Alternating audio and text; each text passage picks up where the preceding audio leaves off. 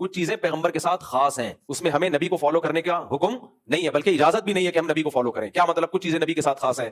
ہم روزہ رکھتے ہیں صبح صادق سے لے کے غروب آفتاب تک، سورج غروب ہوتے ہی ہم پر لازم ہے کہ ہم افطار میں جلدی کریں، مگر نبی نے تو 24 گھنٹے کا روزہ رکھا ہے، صحابہ نے بھی رکھنا شروع کر دیا، آپ نے صحابہ کو منع کیا، فرمایا یہ حدیث کا مفہوم کہ یہ میرے ساتھ خاص ہے، تمہیں اس کی اجازت نہیں ہے۔ کچھ چیزیں اللہ نے نبی کے ساتھ خاص رکھی ہیں۔ 4 سے زیادہ شادیوں کی اجازت کس کو تھی؟ پیغمبر کو تھی، ہمیں اور آپ کو ہے نہیں، اس میں حکمتیں تھیں، مصلحتیں تھیں، اللہ نے آپ کو اجازت دی۔ اسی طرح بغیر مہر کے نکاح میں اور آپ نہیں کر سکتے، نبی کو اجازت تھی۔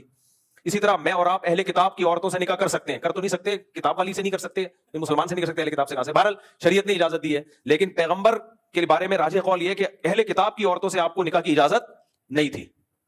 تو بہت سارے حکام میں نبی کو خاص کیا گیا ہے، بہت سارے نہیں، چند حکام میں، انہی میں ایک یہ حکم بھی ہے، نیند سے نبی کا وضو نہیں ٹوٹتا، ہم اور آپ سو جائیں تو وضو ٹوٹ جاتا ہے ہمارا۔ اسی طرح ایک قول کے مطابق نبی پر تہجد کی نماز بھی فرض تھی، بعض علماء اس کے بھی قائل ہیں، ہم پر تہجد کی نماز فرض نہیں ہے۔